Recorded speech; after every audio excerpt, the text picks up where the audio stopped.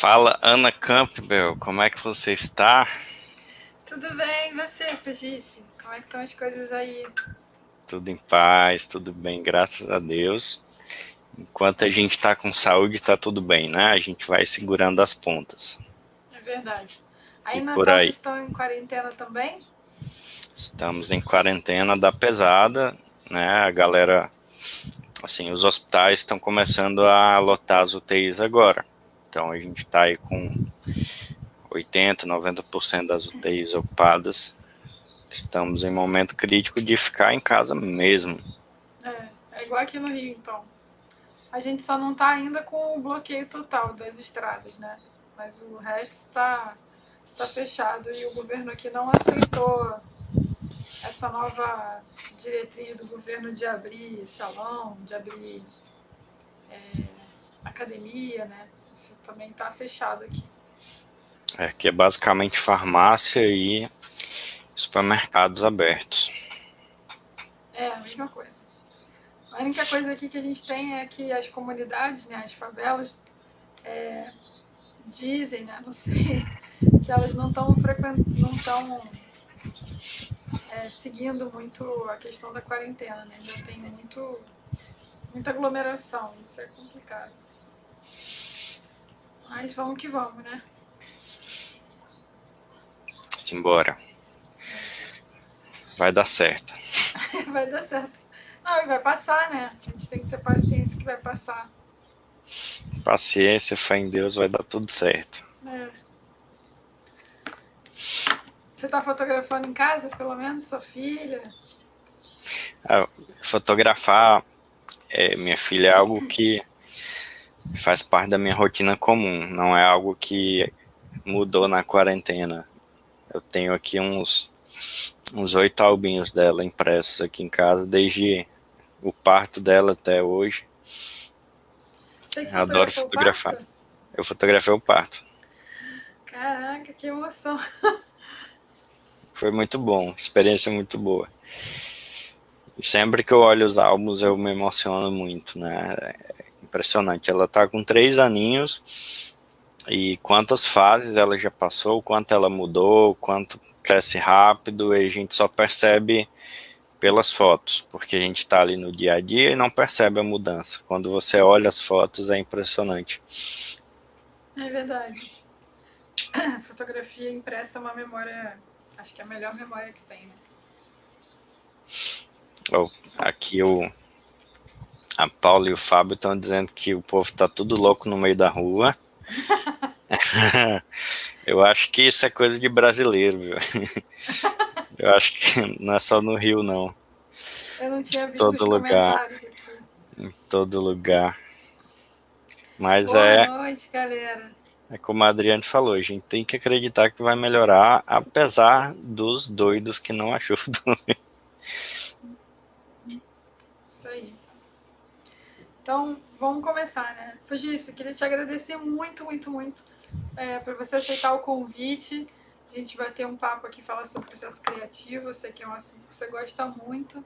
E a gente também. E obrigada por disponibilizar um pouquinho do seu tempo para conversar com a gente. Queria agradecer também a Paulinha e o Fábio por fazerem a ponte, né? Como a gente conversou um pouquinho antes, já te Queridos, conhecia. queridíssimos, Eles são os fofos. São o meu casal preferido do Rio de Janeiro. casal do coração. É, Ainda tem que fotografar eles. eu já fotografei. Oh, que legal. Cheguei primeiro. Dá pra Mas fazer inveja. eu deixo você fotografar, tá? Tá bom, combinado. E a gente foi num lugar que eu acho que você ia gostar bastante, que se chama Cidade das Artes. Não sei se você conhece. É um espaço Eu cultural que acho tem aqui que na Barra. eu acho que foi o que eu fotografei agora na É verdade, no foi workshop em o janeiro no workshop, Rio. né? É, É, então, lá é incrível, né? é bem legal, bem Eu legal. acho, inclusive, que a gente fez um ensaio num dia e no dia seguinte vocês estavam lá. Eu acho que foi isso. Que a gente fotografou em janeiro também. Por Pois é. pouco a gente não se encontra lá, ia ser maneiro. Eu ia perder o casal, né? Porque eles iam... Mas tudo bem. Minha amiga, eu que agradeço então pelo convite, tá? Por lembrar de mim pra gente bater esse papo. Agradeço aí pelo convite seu, da escola, e é muito legal poder falar desse tema do processo criativo, que é algo que é tão presente, né, na vida do fotógrafo. A criatividade é algo que está tão presente e que muitas vezes a gente não para refletir sobre isso.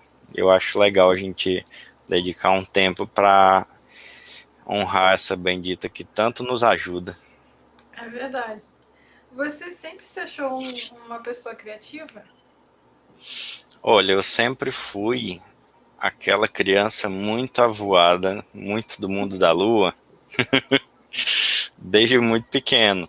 Então, viver nesse mundo da imaginação, do lúdico, que está muito ligado ao processo criativo, é algo bem natural para mim, sim, né? E uma coisa que divide aí a humanidade em dois grupos bem marcantes é o grupo dos extrovertidos e o grupo dos introspectivos ou os introvertidos. E eu sou mais da introspecção, então essa coisa de ficar do lado de dentro, ficar no meu mundinho da lua, é algo que foi bem presente durante a minha vida toda e que canalizado na fotografia me ajudou muito, em muitos sentidos diferentes. Bom, estamos no mesmo grupo, né? Olha só. Porque apesar de eu adorar pessoas, apesar de adorar gente, assim, de estar sempre com pessoas, eu sou uma pessoa mais introvertida. E eu acho que não é nem que eu tenha uma certa timidez, não é isso, assim, não tenho vergonha de falar em público. É que eu realmente viajo na maionese mesmo, assim. Também tem um mundo paralelo e é muito fácil de eu ir para esse mundo, porque qualquer coisa me distrai, né? E Tem um livro que eu gosto muito, você que eu sei que gosta de ler também, chama O Poder dos Quietos, que fala sobre isso, sobre, né, esse lado mais introspectivo. Eu acho tão importante que os introspectivos entendam o seu valor e a importância que a introspecção tem, porque muita gente acha que isso é um defeito, que é um problema, né? A timidez, eu acho que ela nasce muito da não aceitação desse jeito de ser. Eu também sou uma pessoa que desenvolvi essa capacidade de me conectar muito bem com as pessoas, né? Eu não tenho problema em falar em público, em palestrar, em ensinar. Na verdade, tem coisas que o introspectivo sente muita vontade. É uma coisa que parece contraditória para alguns, mas alguns dos melhores oradores, alguns dos melhores palestrantes da história são pessoas mais introspectivas, né? Porque a gente pensa muito o tempo todo e internaliza muita coisa o tempo todo, então é natural que a gente queira externar isso em algum momento, e palestra é um bom momento para fazer isso. Né? Tem muita gente que ocupa cargos de destaque na política ou na religião ou nas universidades, que tem a ver com essa coisa da fala, que é exatamente por isso, que gostam de internalizar muito e na hora de ensinar colocam tudo isso para fora. A arte também tem um papel parecido, porque a gente externaliza também muita coisa que está dentro através da arte, né? Mas eu acho importante que os introspectivos se amem, se entendam, saibam se entender, se aceitar e aceitar também as diferenças entre esse mundo dos extrovertidos e os introspectivos. Eu acho que os dois grupos têm muito a aprender um com o outro, muito. Eu tenho esse livro porque eu vi uma live sua uma vez e você indicava esse livro, eu comprei, é muito bom, realmente. E tem um TED que fala justamente sobre isso, sobre o poder dos introspectivos, e é um dos TEDs mais assistidos, assim. E ela usa umas estatísticas mostrando que, na realidade, nós somos maioria, porque parece que os extrovertidos são maioria, mas nas estatísticas mostram que existem mais introvertidos no mundo do que extrovertidos, né? Muito louco isso. E eu tinha uma outra história para te contar sobre essa questão de timidez. Em 2016 eu fiz um workshop do Maurício Arias, que é um super fotógrafo também. Ele veio ao Rio numa turma lotada, só uma galera top de fotografia de casamento, tava começando ainda, eu era a bebê ali da turma, no maternal, e a galera era muito extrovertida, né? Isso E foi lá por 2014, não foi? foi 2016, março de 16? 2016. E, e aí ele é muito extrovertido também, ele fala com as pessoas, quer dizer, ele não se considera, mas eu acho que ele é. E aí, num determinado momento lá, a gente tinha uma pessoa que fazia tradução e era uma pessoa muito extrovertida e uma hora ela falou para mim, cara, você tem que mudar, porque senão você não vai conseguir trabalhar com fotografia. Como é que você vai dirigir uma pessoa? Como é que você vai trabalhar num casamento se você é tão tímido assim, sabe?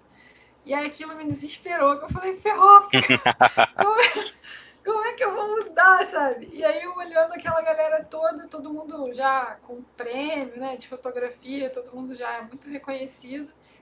Me deu um desespero, eu falei, gente, eu nunca vou conseguir, né? E aí eu comentei isso com o meu professor na época que ele estava lá. E aí ele virou e falou assim, Aninha, é óbvio que você vai conseguir. Inclusive tem uma referência para te dar. E aí falou de você. Ah, que legal. E aí foi quando eu conheci o seu trabalho e comecei a te seguir. Eu falei, caraca, então, se tem o Fugisse, então também pode ter a Aninha. Que massa, que legal. Que Então bacana você é isso. uma super referência. Eu acho que não só para mim, mas para muita gente que deve te seguir, que deve fazer aula com você, né? Fantástico, fantástico. É muito bom que a gente possa entender isso e abraçar esse nosso lado, porque a gente tem muito potencial, né? Esse livro que eu mencionei, O Poder dos Quietos, ele menciona vários nomes que impactaram profundamente a história da humanidade e que são pessoas introspectivas, introvertidas. Então é algo que a gente tem que realmente repensar como sociedade. Não está dentro das pautas, né, que estão sendo debatidas. A gente tem hoje em dia muito debate da pauta de minorias, do racismo, do feminismo, mas eu acho que é um grupo tão grande de pessoas que são introspectivas ou introvertidas que não se sentem bem com isso, que muitas vezes ouvem uma frase, como você falou, de alguém dizendo você deveria ser diferente, e é realmente uma pauta que deveria ser mais falada para que houvesse maior aceitação das diferenças e para que os introspectivos soubessem o potencial imenso que eles têm, né? Não é que exista um melhor que o outro, é que os dois lados têm muito a aprender e têm potenciais específicos. Tem um livro que eu gosto muito que chama O Mito do Carisma, que ele mostra diversas formas de como a gente pode destacar o nosso melhor desse ponto de vista mais social, essa coisa mais do marketing, né? E tem um carisma. E assim, ele inicia basicamente dizendo que o carisma é algo que muita gente associa a algo que nasce com a pessoa ou não, mas que ele, ao contrário disso, pode ser desenvolvido e que não existe apenas um tipo de carisma. Então, por exemplo, entender que existiam formas muito diferentes de ser e de se destacar foi bem importante para mim também na minha jornada como fotógrafo, né? Porque eu lá no início, às vezes, olhava aquele cara assim mais expansivo, mais extrovertido, e achava que aquilo que era o bom, tem que ser daquele jeito. E não é, não é, cada um tem seu caminho. O carisma específico que eu entendi que eu tinha por conta desse livro foi um carisma de bondade, de paz, de calma, que acaba comunicando muito bem para muita gente. Tem um pessoal aqui falando que acho que eles estão falando do seu livro. O Desfoque está falando que jurava que você ia falar que gostava muito de um livro e fazer um merchando dele. A Paula e o Fábio estão fazendo um merchan para mim, que eles são muito lindinhos. É. Tá aqui. Gente, deu um trabalho monstruoso escrever isso aqui, me ajuda. Compra meu livro. Foi a coisa mais difícil que eu já fiz. A pessoa passa 5 horas escrevendo enlouquecidamente e vai olhar, tem 2 páginas. Você está vendendo pelo editor ou você está vendendo Eu tenho um Conta mini estoque própria. meu aqui, que quem puder comprar de mim diretamente me ajuda, porque Como é que faz para comprar com você direto? Vem com autógrafo. vai com autógrafo e dedicatório. Aí, ó, gente, vocês não vão conseguir isso na editora, hein? Dele vale mais. É só me chamar no WhatsApp, vou botar aqui na legenda meu WhatsApp. Eu vou querer, então você separa o meu. Simbora. Gente, é muito legal, assim, o processo de escrita também foi, eu que já sou esse carinha voltado para dentro, eu fiquei trancado, assim, meio estilo que a gente tá vivendo agora, né, no momento que tava tudo bem, fiquei trancado, assim, envolvido com um monte de livros e escrevendo esse. E é uma viagem por tudo que eu acredito que é essencial para que um fotógrafo consiga criar uma carreira consistente, sólida. E aqui eu acabo abordando muitos aspectos mais psicológicos, sabe, mais da construção do processo psicológico que o fotógrafo tem que ter para edificar uma carreira. Então tem muita coisa desse ponto de vista mais pessoal, tem capítulos mais técnicos também, falando de criatividade, de luz, de composição, de direção, mas é basicamente os elementos essenciais que eu acredito que um fotógrafo precisa ter para se destacar. Show. A Naná tá falando que ela quer um livro também. Então você já vendeu 2. Show. Mais alguém, gente? Eu acho que eu acho que ele falou que ele só tem 10, hein? Então quem Olha aí. quiser, tem que avisar logo. A pessoa criando a escassez, né? Olha, eu tenho uma filha para criar, gente, 3 aninhos, coisa mais linda, me ajuda a comprar as fraldas, os leite, que tá tudo muito caro. Ó, a Amanda também quer. Estamos no leilão. Vendemos mais um. Simbora. Agora tem... 3 já saíram, né? São 10. Faltam só 7, hein, galera? Só tem 7, hein? Ainda bem que você fez a conta, que eu sou de humanos.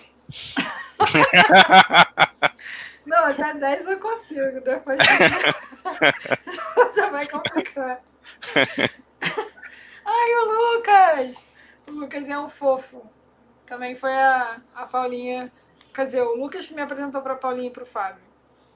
Ele fez um workshop aqui no Rio, lá pela escola, e foi muito legal. Gente fina demais. Ele é um fofo. A gente esteve junto uma vez no Masterclass do Wedding Prime, ensinando juntos, e é um cara que ensina muito com a fotografia e com a vida dele, com o jeito de olhar a vida. É muito legal. Verdade, concordo. Pessoal, a Ana vai me fazer algumas perguntas e vocês também podem se sentir livres para ir enviando algumas perguntas que a gente vai trazendo à tona aqui durante a nossa live. Exatamente. Eu já tinha perguntado para o Fugisse se ele se considerava uma pessoa criativa, ele disse que sim, desde pequeno. Então eu queria que vocês colocassem aí também no chat se vocês se consideram pessoas criativas, que eu acho que eu vou pedir para o Fugisse falar sobre isso, mas assim, na minha opinião, acho que muita gente já começa com um passo errado quando se diz não criativo, né? Ele já cria uma barreira logo de início. O que você acha sobre isso, Fugisse? Tá, repete aí que eu tava viajando na maionese. Ele é do meu time. Então, eu falei o seguinte, que eu te perguntei se você se considerava criativo, e você disse que sim. Sim. Desde de novo, né? Só que eu escuto muita gente, por isso que eu acho que esse é um tema tão procurado, muita gente não se considera criativa, né? Sim. E você acha que isso pode ser uma forma de impedir que ela comece a produzir e gerar coisas criativas? Porque ela já começa dizendo que ela não é. Entendi. Assim, já criando uma barreira para ela? Do ponto de vista da programação neurolinguística, é algo que pode ser preocupante se é uma questão habitual que a pessoa o tempo todo pronuncie, eu não sou criativo, eu não tenho criatividade, porque a PNL ensina que a nossa mente ela obedece comandos baseados na nossa linguística, no uso de vocabulário, é como se fossem, as palavras funcionassem como ordens para que o cérebro aderisse informações, e ele não distingue se a informação ela vai produzir um efeito positivo ou negativo. Então, como é que do ponto de vista da PNL, alguém poderia dizer a mesma coisa de uma forma que produzisse algo positivo? Em vez de dizer eu não sou criativo, que é uma afirmação fechada, dizer assim, eu preciso ser mais criativo, eu gostaria de ser mais criativo.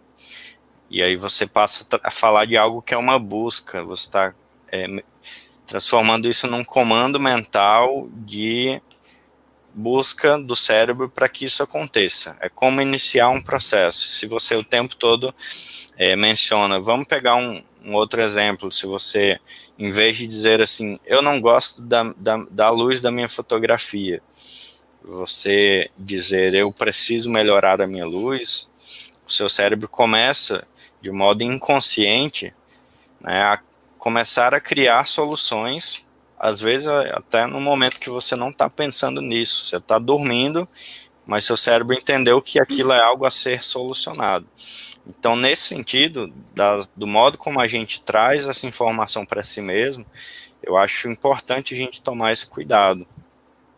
Mas o que eu penso? Que muita gente não se considera criativa ou não está tão disposto a buscar essa via da criatividade, porque ela tem também um custo. Criar, quando a gente fala em criar, a gente fala no sentido muito do inovar, né? Uhum. E a inovação, ela tem um custo. Se você permanece ali dentro do senso comum, dentro daquilo que já foi feito, dentro daquilo que as pessoas já aceitam, já aplaudem, é mais comum que isso te deixe num terreno emocional mais seguro. Então é preciso ser um tanto ousado e ligar um pouco o botãozinho do F, assim, para a sociedade, né? Do que as pessoas vão pensar, o que vão dizer, mas se eu postar essa foto em movimento, assim, com leve desfoque, porque eu gostei dessa foto, será que as pessoas vão entender? Se você gostou muito daquela foto e você quer ser ousado e criativo, você tem que dar a cara a tapa, sabe? Postar aquela foto porque você gosta, não porque as pessoas vão dizer que gostaram ou não. Então, criatividade tem um quê de coragem, assim, de dar a cara a tapa em muitas situações. E muita gente pode não querer isso. E assim, tá de boa. Se pro fotógrafo a escolha dele for trabalhar mais com senso comum, com o que já é aceito, com o que as pessoas esperam, isso tem um público também, isso vai ter um efeito, ele não vai ser considerado criativo, mas ele pode se destacar de outras formas. Às vezes pode ser preguiça também, né? Porque para ser criativo você tem que exercitar, né? E exercitar dá trabalho. Tem um rapaz aqui, o Leôncio. Você acabou de botar a pergunta dele. Você acha que o estado de humor interfere no resultado criativo final do trabalho daquele dia em específico? Eu acredito que a fotografia, ela carrega junto consigo, junto com outras maneiras de expressão humana, como a pintura, a música, a escrita, e tantas outras formas que o ser humano conseguiu para se expressar. Isso é uma necessidade muito visceral do ser humano, porque nunca existiu durante toda a nossa história como espécie uma única civilização que não tenha deixado indícios de manifestação artística. Então é algo que é muito visceral para o ser humano, a necessidade de criar, de expressar, de trazer para fora aquilo que está dentro, né? Um pouquinho do que a gente falou já lá no início da live, de colocar essas coisas para fora, é uma catarse psicológica. E aí a psicologia nos ensina que o ser humano, ele tem isso que a gente convenciona chamar de eu, que a gente olha para si e enxerga, que é o aspecto mais consciente, que está à tona, assim, flutuando na nossa mente, mas que a nossa mente é um grande iceberg, tem toda uma parte submersa que a gente não tem em contato o tempo todo, que é o nosso inconsciente. E esses elementos do inconsciente, eles são muito importantes na constituição de quem a gente é, e a arte traz à tona exatamente esses elementos, tá? A psicologia, ela trabalha muito com o conceito de integrar bem o inconsciente com o consciente, tá? Então isso significa que o psicólogo, por exemplo, em terapia, ele tenta equilibrar bem o nosso inconsciente com o nosso consciente. E a arte também faz isso. Então, o que é interessante? Como a gente está se expressando e trazendo os elementos da nossa alma, e muitas vezes elementos inconscientes, obviamente o nosso estado emocional, o nosso estado de humor, o nosso estado da nossa alma interfere muito. E é algo que a gente não tem muito controle, porque um outro elemento que os psicólogos usam para ter acesso ao inconsciente humano é o sonho, por exemplo. Né? O sonho, ele é uma catarse do inconsciente ali o tempo todo. Por isso que tem aqueles elementos mais abstratos, muitas vezes a gente sonha com coisas que a gente sabe que é uma viagem na maionese, que não são reais, que tem esse aspecto mais subjetivo. Faz aqui o paralelo, tá, para você entender. O sonho, a gente não tem controle sobre ele, você não determina que cor o sonho vai ter, ou quais os elementos que vão aparecer. No processo criativo, quando a gente entra no momento de catarse criativa, acontecem coisas parecidas. Tem uma hora que você começa a criar e você não tem tanto controle, você às vezes nem sabe o que você está querendo ali, mas continua, vai tentando. Não, eu não estou gostando dessa luz, muda mais para a direita. Não gostei, bota mais quente. E por que você mudou? Por que você fez essa escolha? Por que você quer essa luz mais dramática, ou mais quente, ou mais fria? Muitas vezes é algo que, se você parar e perguntar para o fotógrafo o porquê, ele não vai saber dizer. E a alma dele está expressando muita coisa nesse sentido. E se a gente se depara com alguém que tem uma profundidade de conhecimento maior nesse sentido, né, alguém que estudou psicologia, arte terapia, iconologia, simbologia, semiótica, ele vai inclusive conseguir perceber por esses elementos aspectos da alma do sujeito que criou. Inclusive coisas do passado, coisas da projeção de futuro, o que o cara, o que ele deseja, ou o que ele repudia em si mesmo.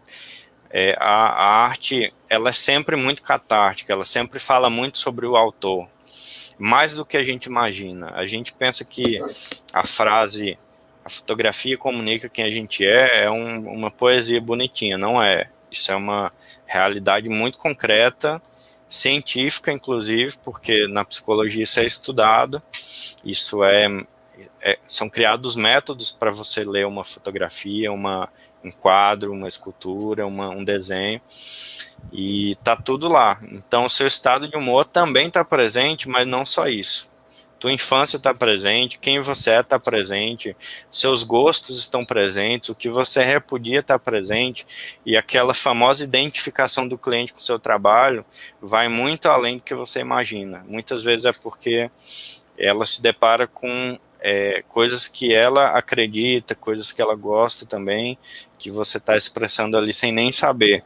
E aí, dessa loucura toda que eu falei, o que é importante a gente entender? Cara, cuidar só da sua fotografia tá na superfície. Cuida da sua alma também, porque tem muita coisa na sua fotografia, muito bloqueio na sua fotografia, que tem a ver com bloqueios na sua alma, tá? Profundo negócio, né? Você acha que os fotógrafos deveriam estudar programação neurolinguística? Vamos lá. Eu acho que quem fotografa pessoas, quanto mais entenda de diversas áreas sobre pessoas, melhor. E quem não fotografa pessoas deveria estudar pessoas, porque ele é uma pessoa, então ele pode se entender melhor. Então, cara, estuda psicologia, estuda PNL, estuda, sabe, tudo que é ferramenta que pode te ajudar no processo de autoconhecimento ou de conhecimento do outro, vai te enriquecer como pessoa, vai te tornar mais interessante, mais rico, vai te permitir se relacionar melhor com os outros. E isso só tem aspectos positivos, do meu ponto de vista. E nem sempre é maravilhoso fazer isso, tá? O processo do autoconhecimento às vezes é doloroso, às vezes vai acessar áreas que doem muito, mas você sai mais forte e mais enriquecido depois do processo. É doloroso, mas eu acho que vale a pena. Porque quando a gente se conhece, a gente consegue melhorar a gente e o que está à volta muda também, né? O Luiz comentou que às vezes ele tem os picos, né? Umas ondas de criatividade. Isso aqui é muito bom, é muito interessante, porque na verdade a gente sabe que a criatividade ela é essa coisa fluida, né? A gente não tem um controle absoluto sobre ela, que é essa catarse criativa que eu falei, ela nem sempre acontece. A gente não tem controle absoluto, 100%. Eu não posso dizer que amanhã, às 7 horas da noite, eu serei extremamente criativo. Eu não sei. Pode ser que seja, pode ser que não. E é aí que eu acho fantástico a gente poder estudar a criatividade para, no mínimo, proporcionar os melhores estados para que ela aconteça, para que ela apareça. A gente tem uma chance maior que ela aconteça. Nem estudando criatividade a gente tem controle absoluto, mas pelo menos a gente tem uma certa habilidade para criar todos os movimentos e os cenários propícios para que ela apareça e nos ajude. E a gente é muito louco, porque a gente não pode prometer essas coisas, mas a gente promete, O né? cliente, né? A gente promete para o cliente, a gente fala, ó, eu sou muito criativo, e Faz uma propaganda. a gente fecha contrato com data e hora, e espera que dê tudo certo. Então, o mínimo que a gente pode fazer é estudar um pouquinho sobre isso. Você falou uma vez num vídeo, inclusive, galera, eu vi que o canal do Fugice tem vários inscritos, mas tem poucas visualizações. E ele tem colocado vários vídeos legais lá. E ele fala, tem um vídeo que ele fala justamente sobre isso, sobre como que ele faz para conseguir ficar mais criativo. E ele dá uma dica de você que funciona para ele, né? E funciona para mim também. É você ficar calmo, né? Você chegar num evento super nervoso, super estressado, preocupado com um cronograma, você não vai conseguir ser criativo nesse momento, né, Fugice? Então, Isso são as zonas ligadas a essa região mais antiga do cérebro, que é a região reptiliana, que é exatamente o que acontece com o nosso cérebro. Quando a gente acessa, tem alguém perguntando se travou aí. eu tô te ouvindo bem. Para mim não travou, não. Vamos ver lá no YouTube se está tudo bem, só para continuar aqui.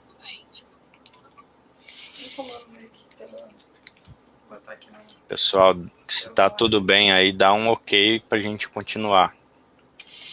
A Mara tá falando que travou também. Voltou, pronto, deu certo. Então, assim, quando a gente acessa a parte reptiliana, a gente trava completamente a zona do córtex frontal.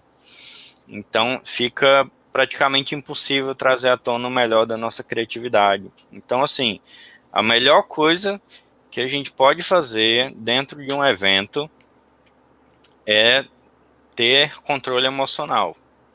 Um evento, no ensaio, no momento em que você precisa da criatividade para fotografar, a melhor coisa que você pode fazer é trazer à tona o seu estado mais calmo, mais tranquilo, mais sereno, mais confiante, porque são exatamente as ferramentas que você tem na mão para criar esse ambiente em que a criatividade pode acontecer.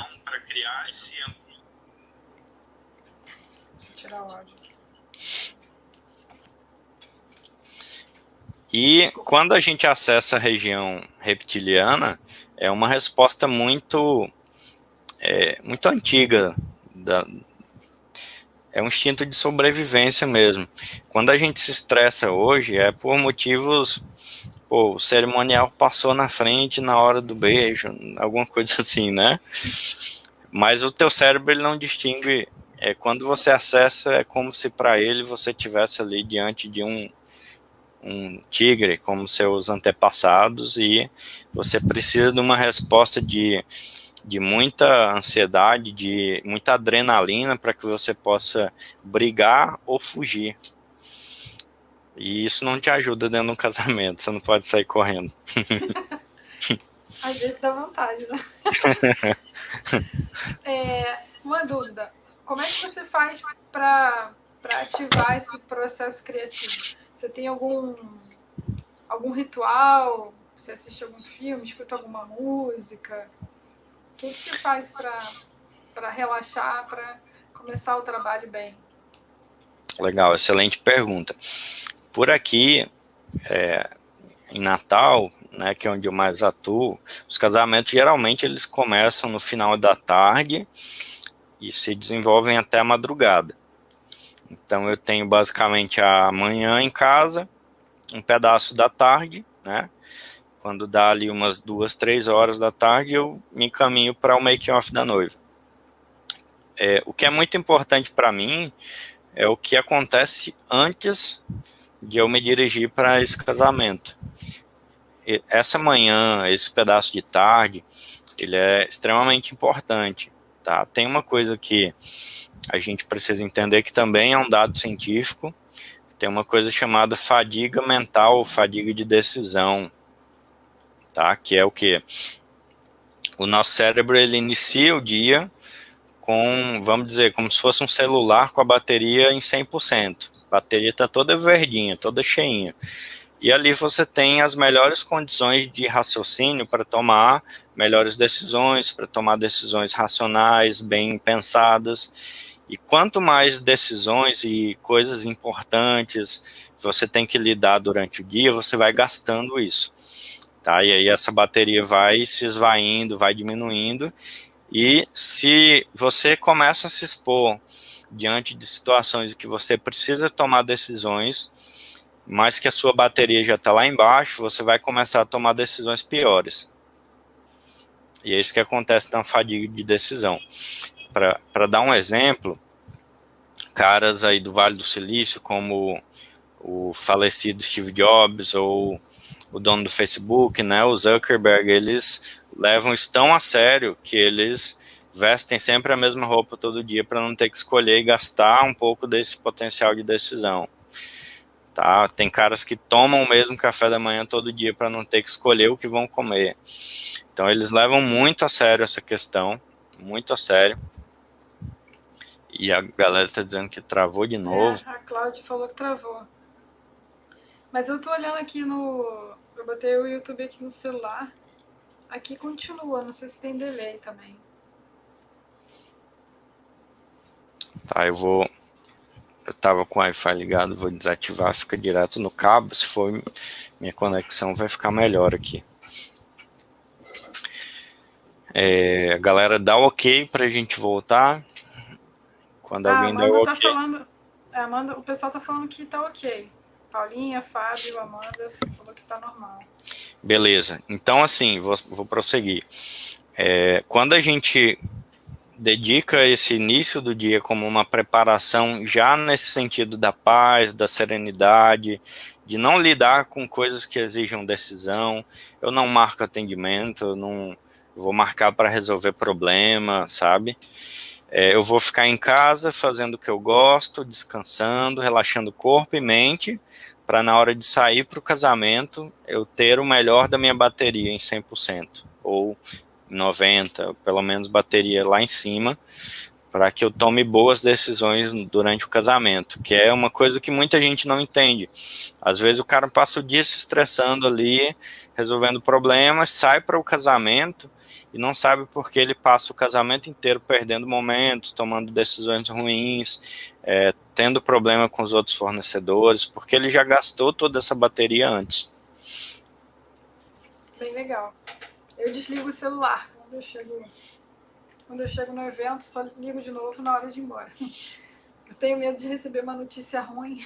Sim, legal. E me atrapalhar lá na Eu hora. entrego para os assistentes, fica na mão deles, porque às vezes eles fazem algum stories, alguma coisa, mas eu não olho nada do começo ao fim do evento. Eu também não olho, não. Porque distrai, né? O celular distrai.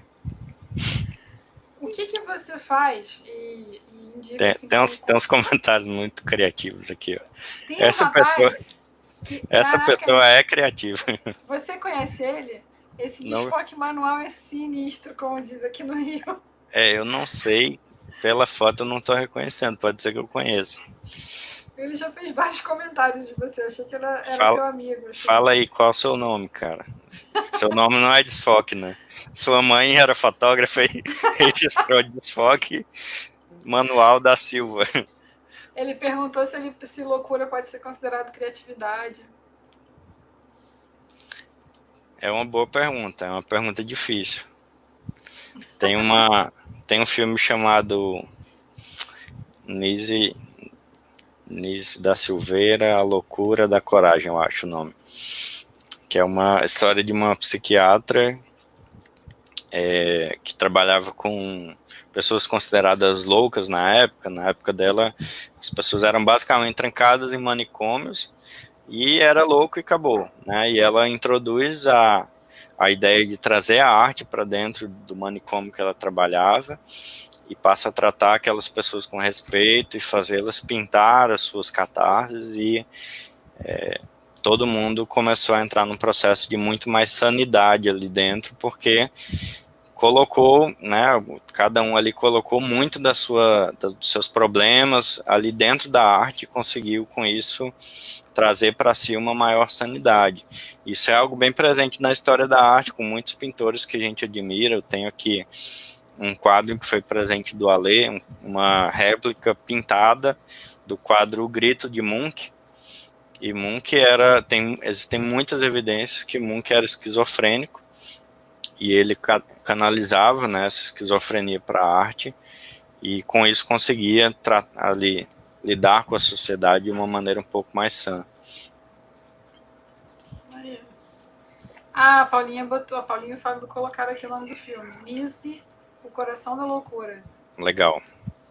Obrigado pela ajuda aí. Eu acho que eu já vi esse filme. O que você indica de exercício para o pessoal treinar a criatividade? Eu acho que é importante entender que a criatividade não é algo que a gente vai basicamente ligar quando a gente trabalha e desligar quando a gente entra para a vida normal. Se a gente quer exercitar a criatividade, a gente pode exercitá-la em tudo, que é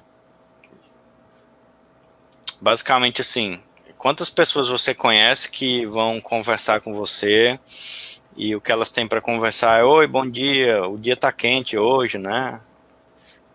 E aí, sabe? E ficam dentro do senso comum de uma conversa. Trazer uma abordagem mais criativa para uma conversa é uma maneira de estimular a criatividade. O que você faz no seu dia a dia? Que tipo de material você expõe para você mesmo, sabe? A que tipo de material você tem se exposto? Se você se expor ao que todo mundo se expõe o tempo todo, ao que faz parte do senso comum, é mais provável que no momento da criação você tenha para tirar de dentro também algo mais parecido com o senso comum. Então, sei lá, você já assistiu um filme russo? Um filme sueco, por exemplo? Filme não, mas YouTube já. Tem vários fotógrafos russos de retrato que são irados, assim. Às vezes eu assisto. Eu adoro a fotografia russa. Eles são Tem muitas bons. referências russas. Se expor a outras culturas, a própria questão linguística. Se você só fala português, você se expõe só a elementos em português, vai existir uma limitação maior para a tua bagagem, o teu repertório criativo do que quem fala outra língua. até porque outra língua vai acessar algumas outras partes do cérebro também. Então é uma questão de desenvolver o tempo todo dia, no dia a dia, sabe? É uma questão de realmente enriquecer essa bagagem, esse repertório, para que você tenha o que falar. Mas tem como treinar criatividade no dia a dia? Tem sim. A escrita é um bom meio, por exemplo. A maioria das pessoas que eu conheço não gostam de ler ou não gostam de escrever, mas ninguém começa sabendo. Então, tenta começar a escrever texto, escrever artigo, escrever poesia, escrever poema. Nem que você nunca mostre isso para ninguém, que seja só para você. É um jeito de praticar, de treinar a criatividade. Então, é algo que pode ser feito o tempo todo, tá? Mas eu vou dar uma dica de ouro aqui, que eu sou bonzinho. Manda. Existe comprovação científica de que a zona do nosso cérebro relacionada à sensorialidade, que é o nosso sentir, né? Os nossos sentidos, como o nosso tato, nosso paladar e etc., são exatamente as mesmas zonas que também são acessadas quando a gente precisa da criatividade, quando a gente precisa desse ato criador. E aí, o que isso nos ajuda? Tá? Em que nos ajuda saber dessa informação? Se são as mesmas zonas, significa que quando eu exercito a minha sensorialidade, a minha sensibilidade sensorial, eu estou acessando e exercitando também essa zona da criatividade. E aí, como é que eu faço para exercitar sensorialidade? A gente precisa de uma dedicação consciente para isso, tá? O que é essa dedicação consciente? É você focar o máximo da sua atenção para alguma coisa que desperte um sentido. Por exemplo, você aí está sentado agora na sua cadeira, coloca a mão na roupa, na sua roupa, na roupa que você está vestindo agora, e com a ponta dos seus dedos procure sentir ao máximo a textura dessa roupa. Foque toda a sua atenção, teu foco consciente a sentir a textura da roupa que você está vestindo. Isso é um exercício de sensorialidade. E aí, os indícios científicos é que se você exercitar cerca de 10 minutos durante o dia, e esse tempo pode ser espaçado em vários momentos diferentes. Por exemplo, você faz 1 minuto agora, 1 minuto daqui meia hora, 1 minuto de noite. Se você conseguir exercitar com o melhor do teu foco, cerca de 10 minutos, aí mais ou menos durante um mês, pouco mais de um mês, você vai conseguir aumentar bastante o número de neurônios nessa região que é a mesma da criatividade. Então esse é um exercício do que, basicamente? Isso é algo bem bonito para mim, que a nossa sensorialidade está ligada ao quanto a gente se sente vivo. O que nos faz sentir vivos é quando a gente traz à tona o melhor da nossa sensorialidade. O contrário disso é o famoso piloto automático. Tem dias que a gente começa o dia e termina um dia e a gente não viveu aquele dia. Você sente que você passou por ele no piloto automático. E isso não é bom pra gente. Você se sente mal, você se sente como um zumbi, sabe? E é até poético e bonito que quando a gente se sente muito vivo, quando a gente sente muito o que está ao nosso redor, a gente traz à tona também o melhor da nossa criatividade. Legal, eu vou fazer esse exercício, não conhecia. Ó, o rapaz tá. O Luciano, que é do Desfoque Manual, tá falando que se você é bonzinho, para você liberar os resultados da Fine Art. Eu vou trabalhar duro num concurso relâmpago que saiu aí e espero lançar essa semana ainda, cara. Tô dando spoiler, ó. Ó, quais são os jurados? Ou você que faz sozinho? tem alguns concursos que tem jurados, né? E alguns, geralmente os concursos menores, ou que tem um tipo de abordagem muito específica, sou eu. Como, por exemplo, a gente tem um concurso que é voltado para a união de foto e texto. Então, todas as fotos inscritas eu tenho que ler o texto e julgar o texto junto com a imagem.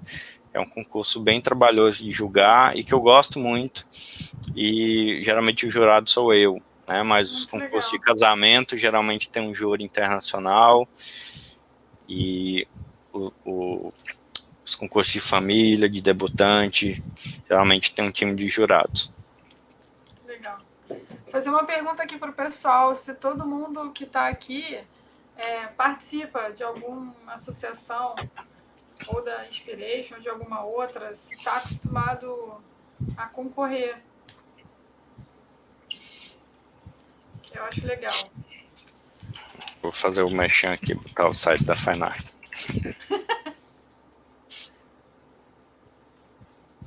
Quem não conhece ainda, galera, essa aqui é a minha associação, a Fine Art Association.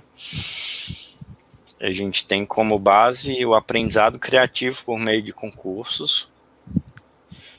E a gente tem um papel social também a cumprir, como, por exemplo, agora no Covid, a gente está direcionando os valores que a gente arrecada com envio de foto extra para cestas básicas para famílias que estão precisando.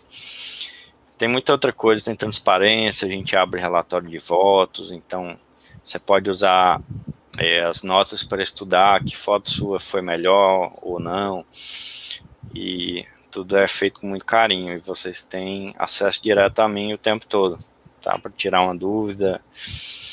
Então, meu WhatsApp eu já botei ali um pouco acima, eu vou botar de novo aqui para quem quiser falar comigo. Eu tô concedendo 20% de desconto agora no período de pandemia, com 3 meses extras na anuidade, então ficam 15 meses de adesão. Super promoção, viu, galera? A Adriane tá falando que ela não se acha boa o suficiente para participar, que ela tem muito que aprender. A gente pede sempre um pré-cadastro, onde eu analiso as noções de luz, composição, direção de cena, pós-produção, que eu acho importante que a pessoa tenha uma base sólida, não pode ter um trabalho com cara de amador. Mas eu acho que quem já tem essa base é importante, mesmo que não se ache bom, participar exatamente para crescer e aprender. Eu tenho alguns membros que entraram lá no início, há uns 4 anos atrás, e que durante 1 ano, 2 anos não emplacaram nenhum prêmio, mas a cada concurso estudavam as notas, me pediam feedback, que é uma coisa que tem também na associação. Quem não ganhou nada pode me mandar um WhatsApp e pedir um feedback de uma das fotos enviadas, e eu vou fazer uma leitura da foto. Então esses caras foram crescendo ali, aprendendo, e hoje muitos deles são alguns dos que mais emplacam prêmio, porque usaram a plataforma como ferramenta de aprendizado, e é uma das bases principais, ou a maior, né? Eu acredito muito no concurso como ferramenta de aprendizado, não só pelo prêmio em si. O prêmio, ele precisa ser uma consequência de um crescimento do teu olhar como fotógrafo, né? Da ampliação da tua visão. E às vezes também, o que a galera pouco comenta, eu acho, é que o prêmio, o jurado, né, é um pouco subjetivo às vezes, né? Às vezes você coloca uma foto que é muito boa e ela não leva, né, naquela rodada, mas pode ser que ela leve numa outra rodada, né? Porque vai depender do jurado e do gosto de cada um. Porque eles sempre vão analisar luz, composição, focos, tá tudo direitinho, e depois vem o subjetivo, né? Que é o que por isso que tem mais de um jurado, né? Para poder balancear isso, né? E eu acho importante participar, porque é uma forma de aprender. E além da Fine Art, que dá o feedback, você tá vendo? A Paula e o Fábio participam, e eles estão falando que eles aprendem muito. Tem outras pessoas aqui falando também. Além da Fine Art, tem outras também que fazem. Essa semana eu vi uma lá de fora, para quem fala inglês, uma associação de fotografia documental de família, e elas fazem uma pré-seleção, óbvio, né? Porque deve vir muita coisa. E elas pegavam as finalistas e faziam a votação online. Então você via a análise delas, por que elas estavam escolhendo, por que não estavam escolhendo. E isso é legal demais, você assistir de um fotógrafo com muita experiência, como o Fujisi, porque você aprende também, mesmo que não seja a sua foto, né? Você aprende com a foto dos outros também. Eu acho que essa coisa das pessoas se preocuparem muito, né, no prêmio em si, tira muito do potencial de aprendizado. E quando o prêmio vem como consequência do aprendizado, é muito bom. Você já participa de muitos, né, Fujitsu? Eu cheguei a participar de todas, praticamente, que existiam na época. E foi ficando difícil participar de algumas em virtude do dólar, né? E assim, a correria do dia a dia também, porque exige tempo, mas eu participei, fui premiado da Fearless, da WPS, da SPWP, da WPJA, AGWPJA, La Union, e com certeza mais alguns que eu não vou lembrar o nome agora, tá? Da Bride, da Inspiration. De todas. Assim, da época eu acho que de todas eu participei e fui premiado de alguma forma ali. A que eu mais dei prosseguimento e continuei foi a Fearless, que é uma que eu nunca deixei de participar, porque eu gosto, assim, do nível de dificuldade, do tamanho do desafio, né? É a mais concorrida, mais difícil. São em média 10 mil fotos do mundo inteiro para 100 e poucas fotos premiadas. Então o nível é muito alto e as galerias são muito boas, né? E assim, o Wii, que é o cara que cuida da Fearless, é um cara muito legal, assim, com muita visão, né? No período que o dólar no Brasil começou a subir muito, ele fez um valor especial para o Brasil, agora durante a pandemia também fez um valor promocional, então é um cara que faz com que a gente consiga participar. A SPWP já se tornou completamente inviável para o brasileiro, porque além da anuidade ser alta, ela cobra $10 por cada foto enviada. E aí, para a gente, R$60 por foto se torna completamente inviável, né? Então, isso acaba contando agora, principalmente no momento desse.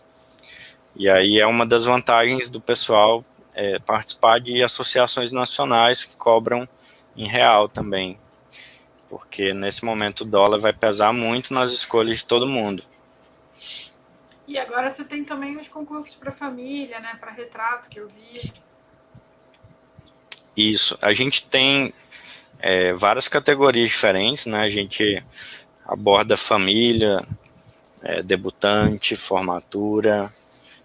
Abrimos agora um concurso de retratos. Então a ideia é ter ali várias coleções que inspirem diversos tipos de trabalho, de áreas diferentes. E os membros têm direito a participar de todas elas. Então, às vezes, o cara que trabalha com casamento, mas também faz 15 anos e faz fotografia de família, ele acaba tendo um aproveitamento da anuidade muito grande, porque ele consegue participar de muitos concursos.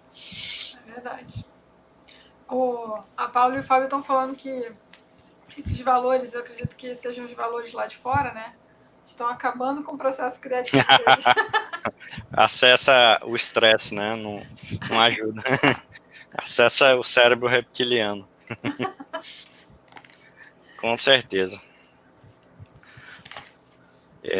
Na Fearless eu tive a alegria de, eu acho que foi em 2018, emplacar o top 10 mundial, e isso me fez receber um convite para palestrar na conferência da Fearless na Europa, e foi uma experiência bem marcante assim na minha carreira, né?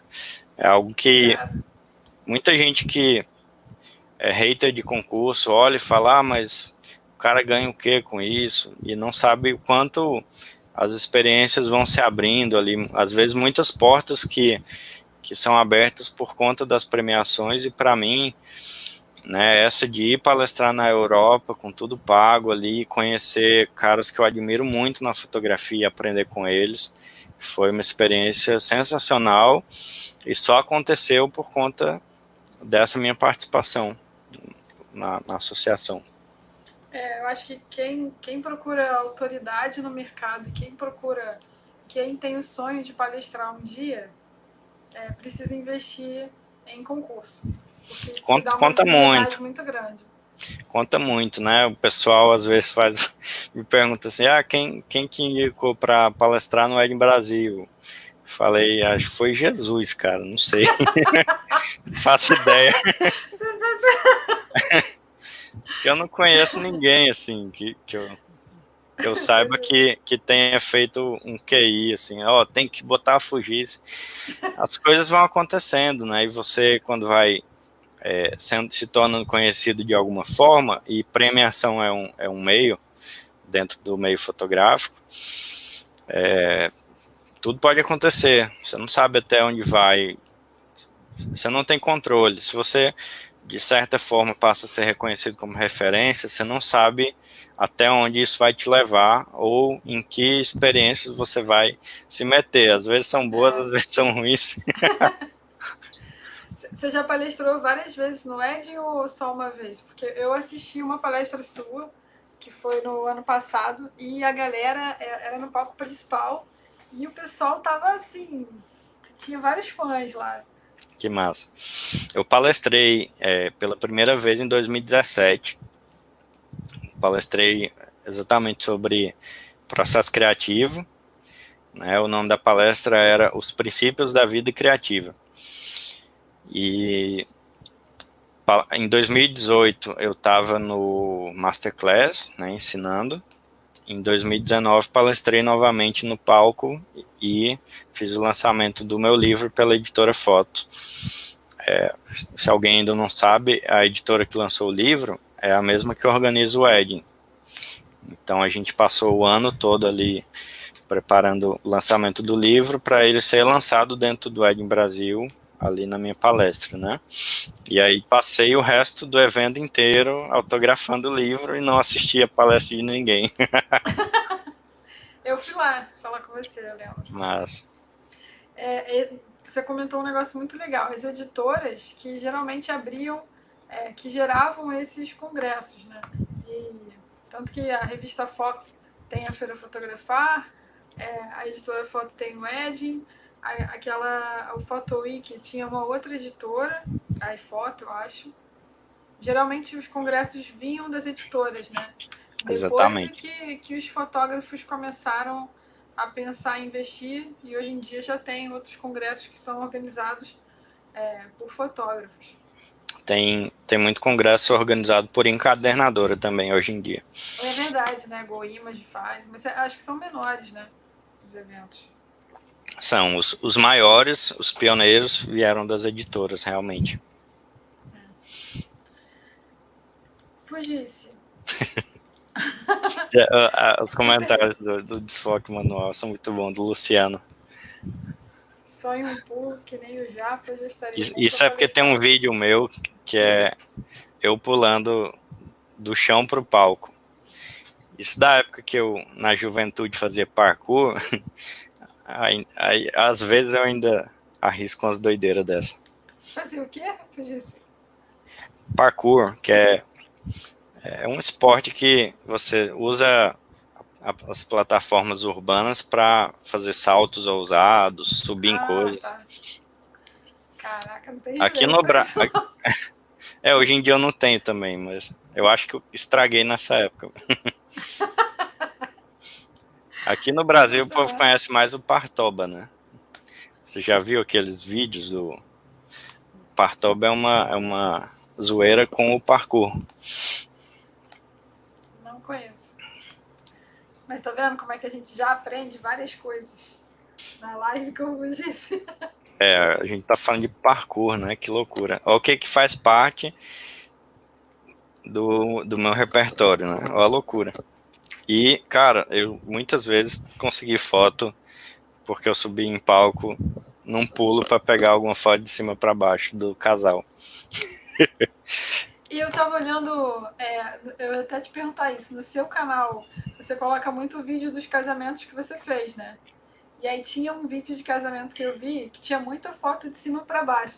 E eu pensando, cara, como é que ele fez isso? Será que o cara leva uma escada pro lugar? Ou tinha. Porque você estava muito próximo, mas o ângulo era de cima total, né? E não era um ângulo que, tipo, dá para você levantar a câmera, sabe? Então, Então eu, era isso, eu, né? Você estava fazendo eu um salto. costumo falar isso em workshop, que assim, até o modo como a gente usa a ferramenta de trabalho pode ser mais criativo. Porque a maioria dos fotógrafos, eles usam a câmera na altura dos olhos. E esse é o ângulo de visão, esse é o ponto de vista mais comum. Todo mundo que está ali na festa está vendo tudo desse ponto de vista. Então, principalmente ali no momento de pista de dança, eu fotografo praticamente 80, 90% do tempo com o braço erguido, de cima para baixo, ou ângulos de baixo para cima, que são ângulos que criam fotografias muito mais interessantes, muito mais inusitadas, do que o ponto de vista mais natural, mais normal, que é a altura dos olhos. Então, principalmente hoje, com tanta câmera, que o display é ali mais solto, que já te proporciona você estar mais livre, né, e dar uma olhada ali na foto que você está produzindo pelo visor, dá para clicar com o braço levantado, de baixo para cima.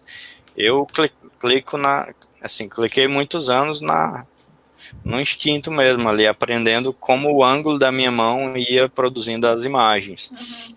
Hoje, como eu estou usando Sony, dá para ver pelo LCD.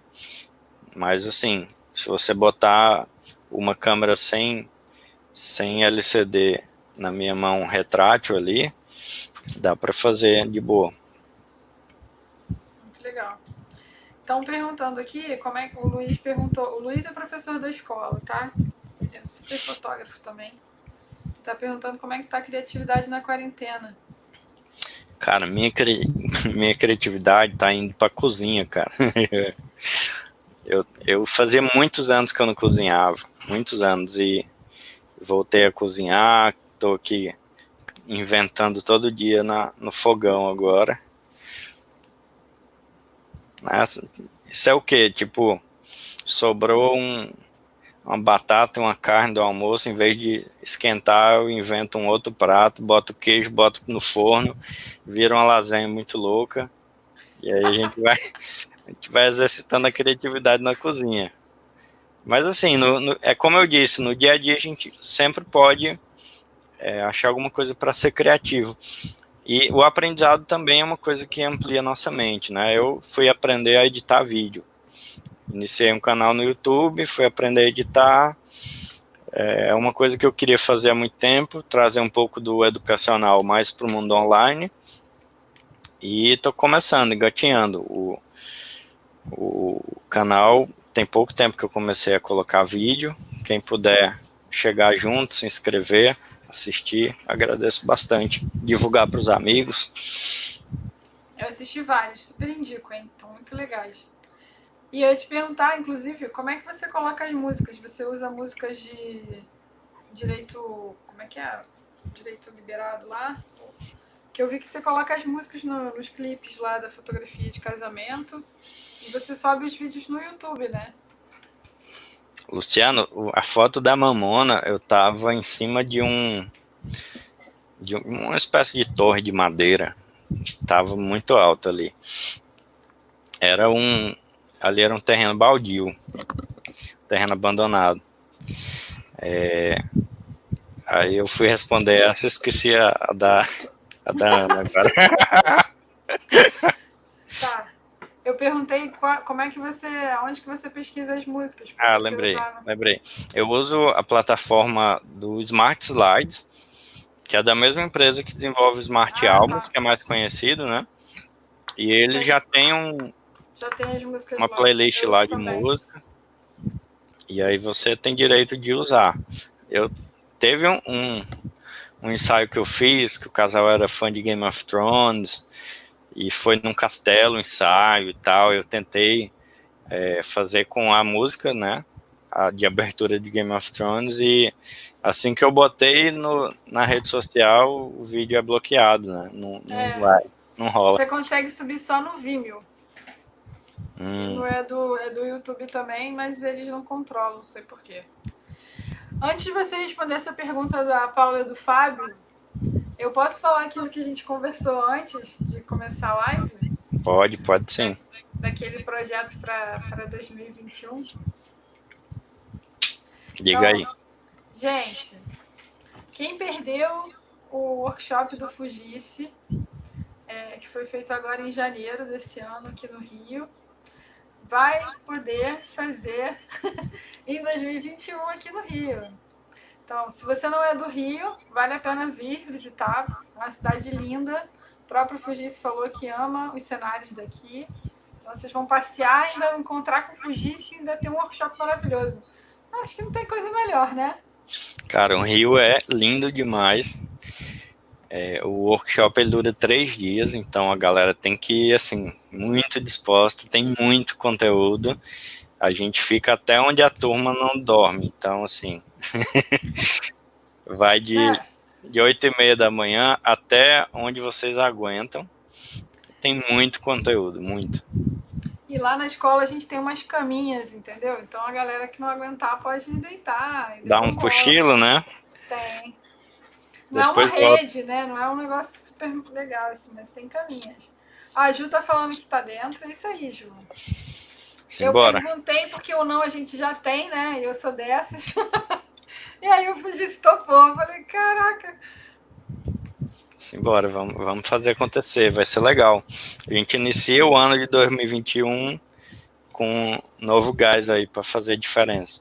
Eu acho que os fotógrafos vão voltar da quarentena com uma vontade de criar, de fazer acontecer. Eu acho que a gente vai ter assim, uma enxurrada de bons trabalhos, porque tá todo mundo com muita saudade, né, de fotografar. Então, eu acho que a gente vai ter uma invasão de criatividade aí em breve, e isso é muito bom.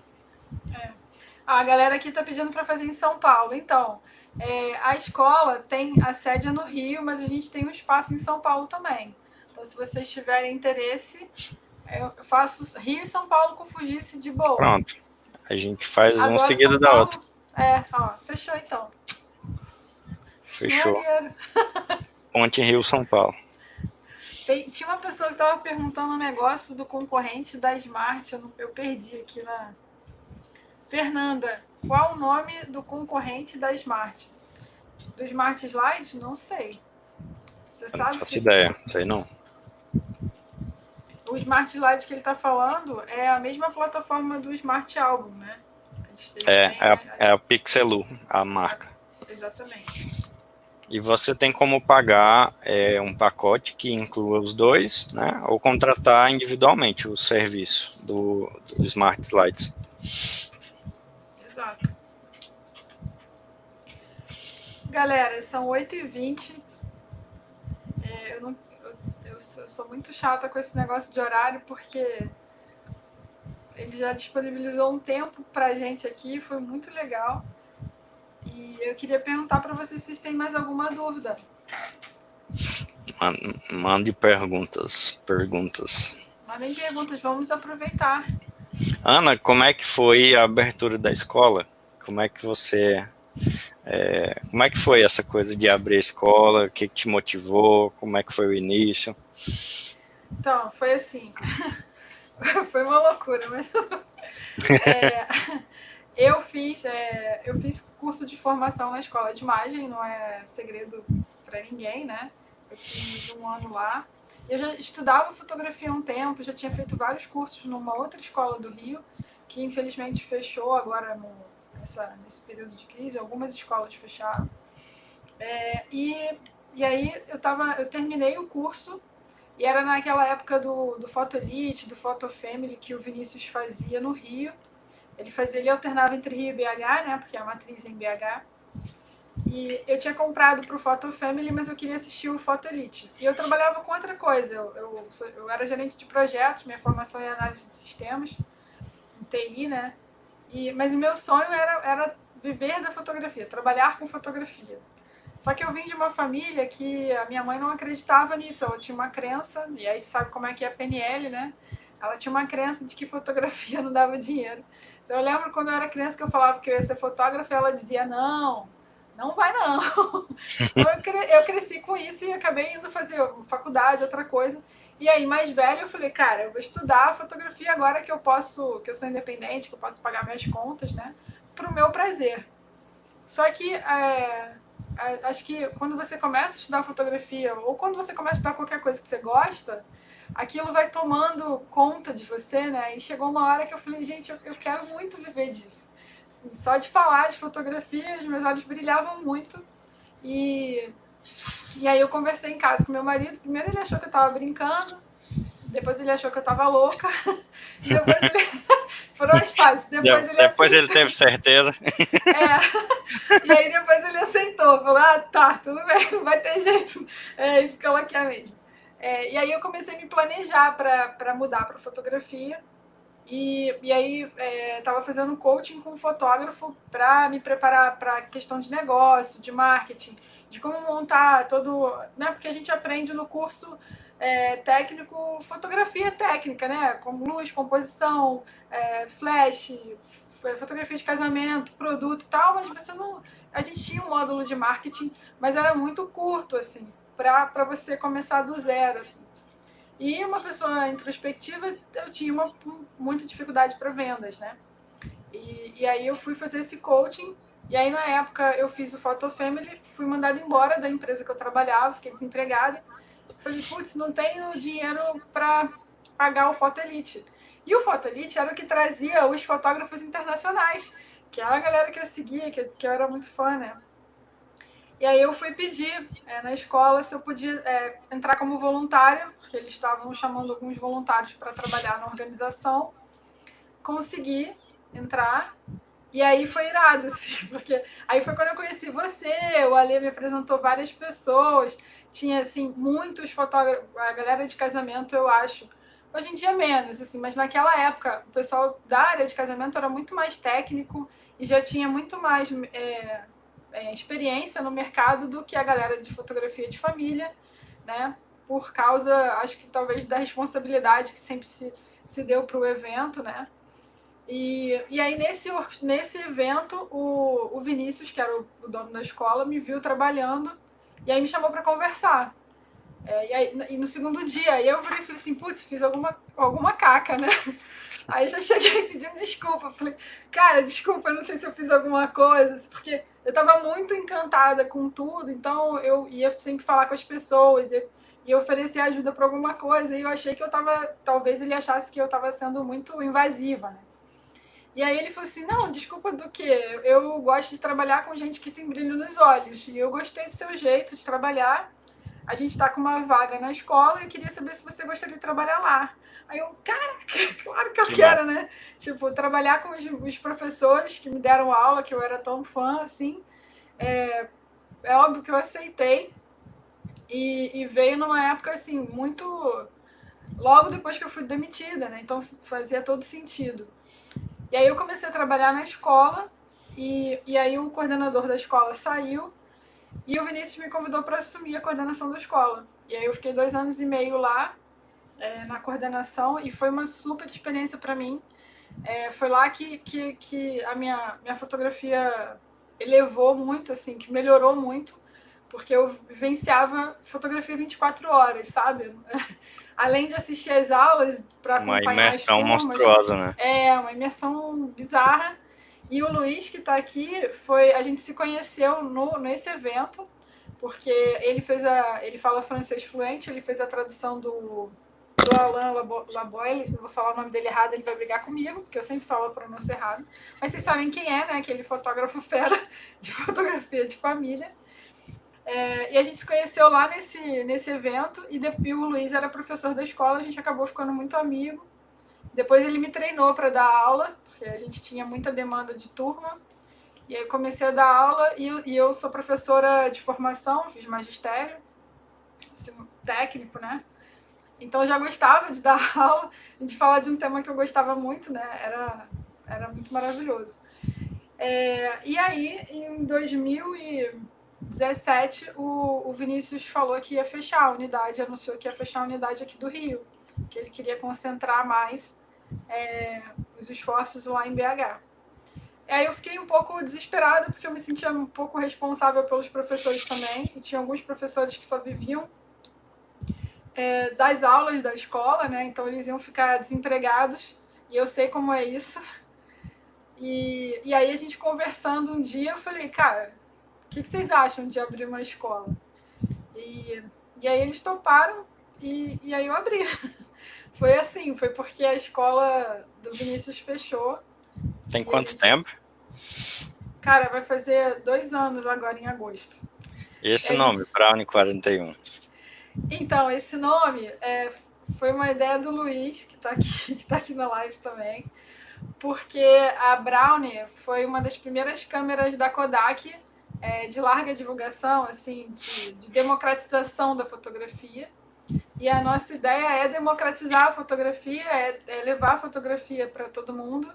Se eu pudesse, eu implantava a fotografia nas escolas para as crianças aprenderem desde o início, porque o nosso mundo é imagético, né? A gente sonha com imagem, a gente já cresce vendo imagem. Para qualquer lugar que você vá, você acaba aprendendo a ler algumas coisas de imagem, mesmo sem estudar fotografia, né? Então tem tantas pessoas que falam assim, eu gosto tanto dessa foto, mas não sei explicar por quê. É porque tem uma explicação para isso, né?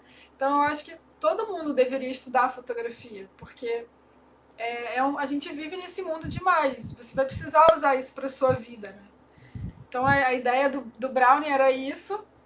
Muita gente confunde com bolinho. A gente sabe, eu sabia que eu já ia enfrentar isso desde o início, mas a gente topou por ser diferente. Né? A Apple também significa maçã, e hoje em dia todo mundo entende que a Apple é a Apple. Então a ideia era essa. E 41 era o número do nosso prédio original. E também porque a gente tinha 4 professores homens e uma mulher. Então Que legal. Era essa a ideia. Que legal, bem bacana. Você citou a Apple, é uma das coisas mais engraçadas que eu acho no filme do Forrest Gump, é que tem uma cena que ele recebe uma carta e fala, meu sócio ganhou muito dinheiro porque a gente investiu numa empresa, acho que deve vender fruta. É uma carta da Apple. Então, a escola hoje ela está dentro de um coworking, que é um coworking super conhecido chamado WeWork. Por isso que eu consigo migrar, assim, consigo fazer Rio, São Paulo, Porto Alegre, assim, todos os lugares, BH talvez, todos os lugares que tem essa unidade, né? E eles são muito bacanas. E quando eu cheguei lá, primeiro dia que eu fui me anunciar, né, a empresa, aí eles falaram assim, nossa, mas que bacana, a gente está pensando numa ação aqui, a gente queria fazer uma parceria se você fornece brownie. Aí eu falei, putz, forneço, mas a gente vai fazer com fotografia, pode ser? E aí eles toparam. Aí eu fiz uma ação que a galera que fosse tirar uma foto, um retrato comigo, ganhava o retrato e ganhava um brownie também. Que legal. Muito bacana. Bom, surgiram algumas perguntas aqui, eu vou responder essas 3 perguntas para a gente encerrar.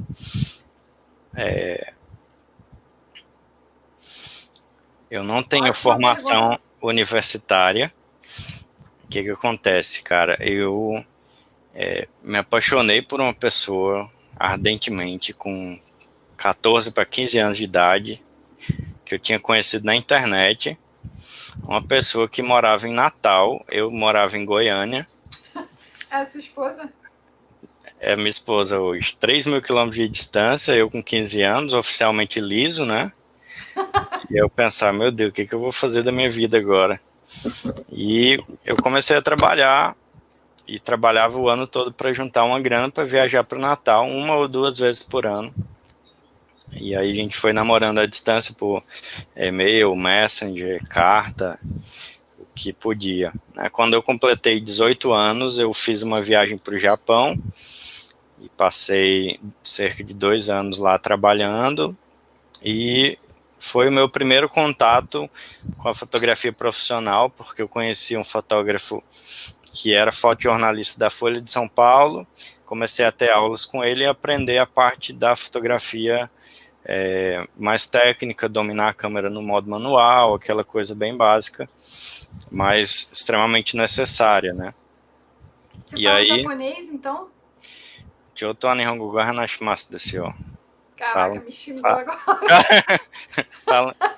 Eu disse que eu falo um pouco de japonês em japonês.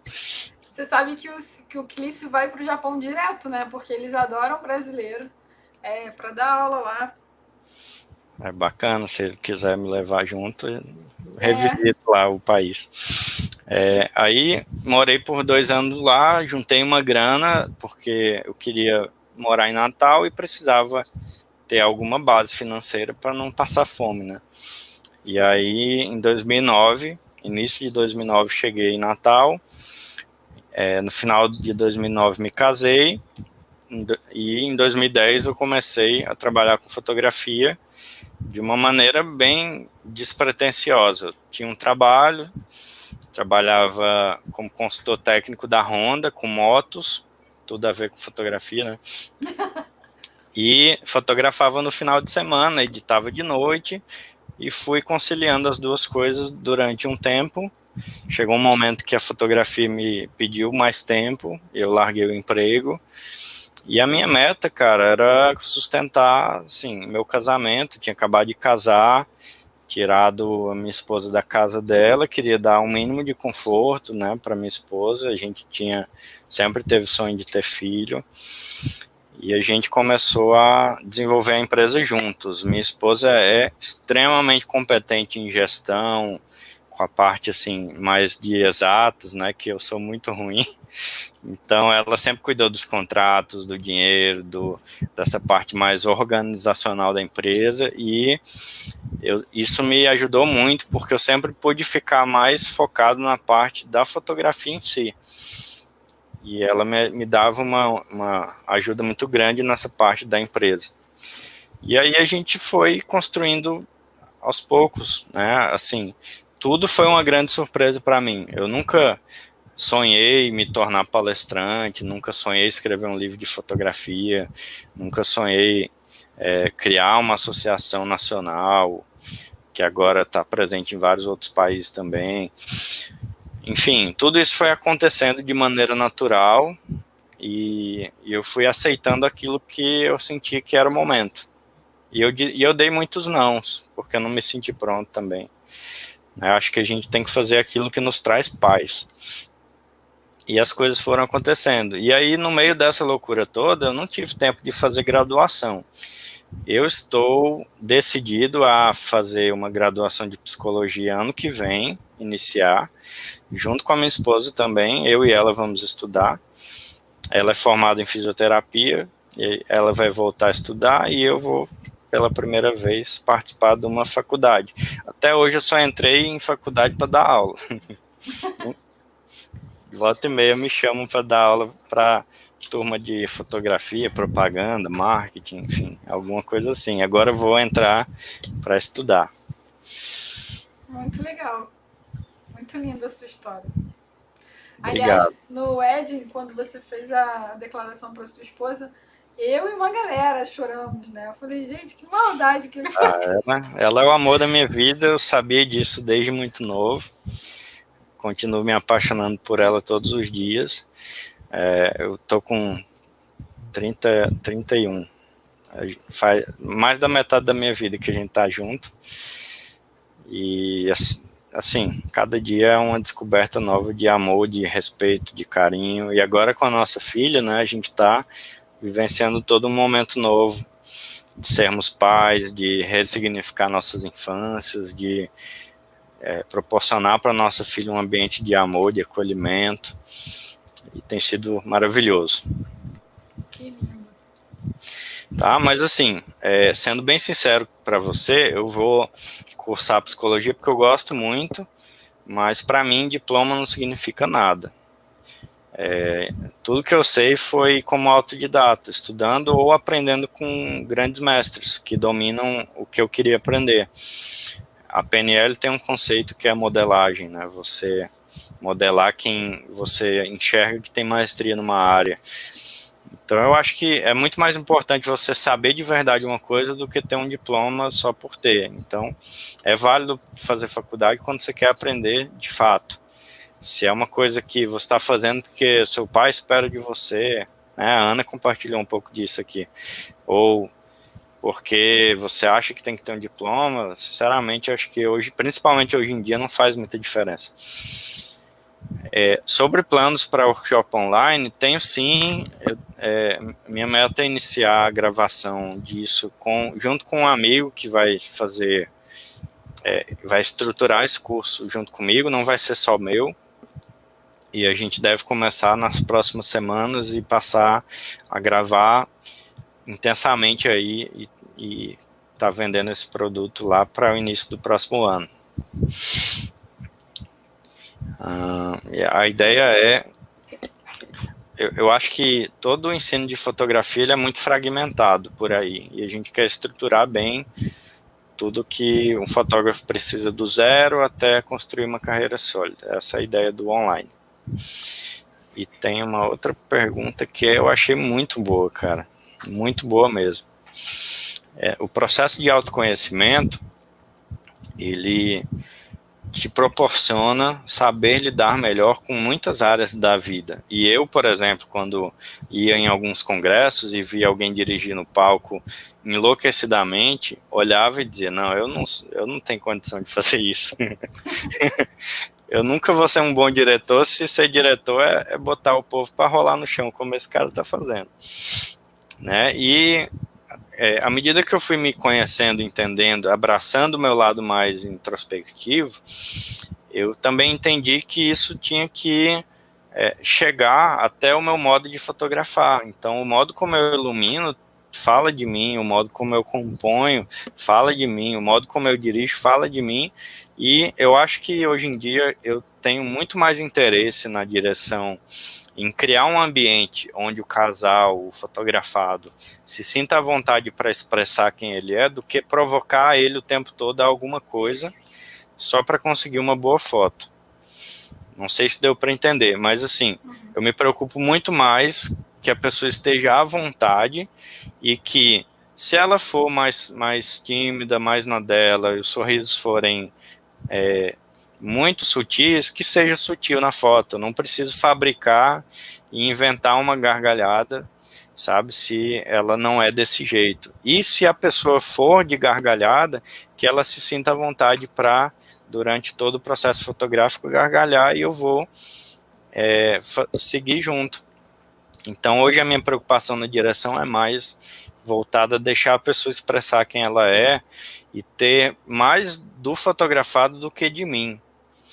Porque se o fotógrafo na direção ele é muito impositivo, se ele o tempo todo está provocando alguma coisa e conduzindo, de certa forma ele não dá tanta liberdade para que o fotografado exponha algo mais seu. Eu penso que o fotógrafo mais agressivo nesse sentido, ele acaba perdendo nesse sentido, tá?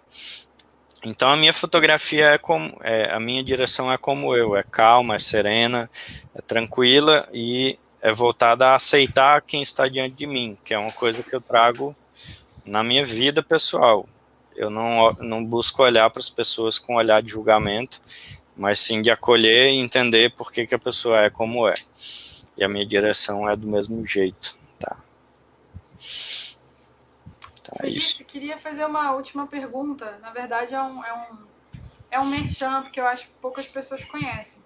Você ainda faz aquele tipo de workshop mais privado, pequenininho, assim, com 3, 4 pessoas? Naquela cidade... Se eu falar o nome errado, você me corrige, tá? É São Milagre dos Gostosos, um negócio assim. Não é um negócio assim? É São Miguel do Gostoso. São Miguel. Errei o nome do santo. É porque tem São Miguel dos Milagres, eu acho, né? Alguma coisa assim. É em outro estado. Mas vamos lá. Eu fiz esse projeto durante alguns anos e eu adorava ele. Era um projeto para 3 pessoas. A gente ficava hospedado numa pousada beira-mar, numa vila de pescadores. Tinha um clima todo propício para essa introspecção, para olhar para dentro, para rever a própria história, para ver o que na fotografia comunica de si. Então era um workshop muito mais psicológico do que técnico. Eu adorava, senti que ele cumpriu a missão dele, né? Então eu não tenho hoje esse workshop acontecendo. Pode ser que eu abra ele num outro formato, nessa mesma pegada, né? Desse tipo de imersão. Mas no momento não. Eu vi em um certo momento que tinha muita gente entrando e que existiam poucos workshops mais técnicos no mercado, e foi onde nasceu o Vida Criativa para acolher essa galera. E o Vida Criativa, ele é muito técnico, é de fazer, mostrar como faz, e tudo ali é assim, voltado para o cara sair do workshop e no ensaio seguinte, no casamento seguinte, ele já conseguir aplicar. Então tudo é mostrado na teoria e na prática durante os 3 dias, é muito voltado para um aprendizado muito imediato. Eu sentia que o mercado estava precisando de algo assim, né? Viajei acho que os últimos 2 anos com esse workshop, pretendo manter ele por mais um tempo, e quem sabe em breve a gente abre alguma coisa mais nessa vibe de novo, do Mude Tudo Que Quiser, que era o nome desse projeto. Show. Tem uma galera perguntando. Ah, Paulo e o Fábio falaram assim: então fechou. Paula, Ana e Fábio, eles sabem que eu gostaria de fazer. E a Naná perguntou se podia ser 4, que ela quer ir também. Eu acho que no ano que vem a gente vai sair dessa pandemia mais reflexivo, talvez seja o momento. Fugis, coloca por favor seu zap aqui de novo, pra galera entrar em contato com você para pegar o livro. Vamos lá, ó. Aqui no WhatsApp vocês podem entrar em contato. Caso queiram saber mais sobre a associação, sobre a Fine Art Association, como eu mencionei, a gente está com uma condição exclusiva de adesão agora, né, no momento do Covid. Para quem quer comprar o livro, também pode me chamar no Zap. Para quem quiser saber de workshop, né, a gente vai marcar a data, né, Ana? Sim. Para isso. E quem quiser tirar alguma dúvida, esclarecer alguma coisa, também estou à disposição de vocês. Show. Fiz, muito obrigada, viu? Eu amei. Acho que a galera curtiu também. E, nossa, muito bom conversar com você. Bom demais. Bom demais. Dá vontade da gente ficar até meia-noite, né? Já saímos com vários projetos. E vamos que vamos. Simbora. Gente, tudo de bom para vocês.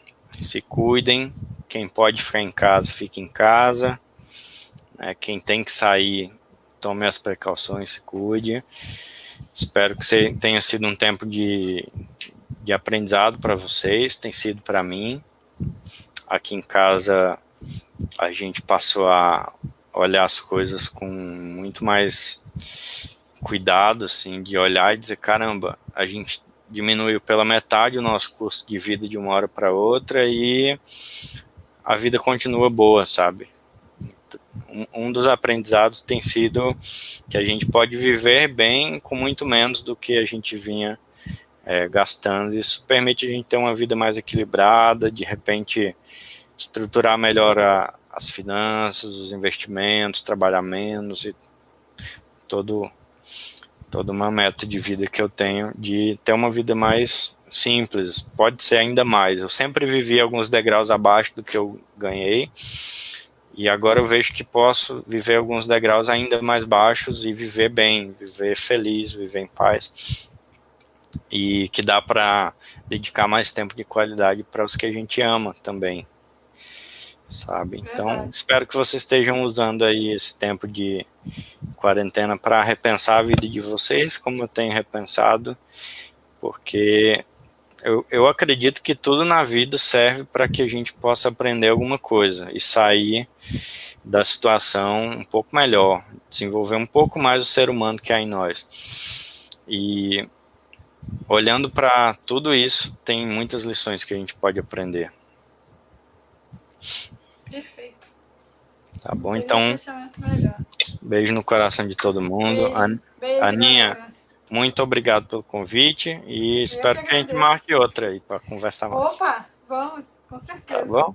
Obrigadão. Valeu, galera. Beijo.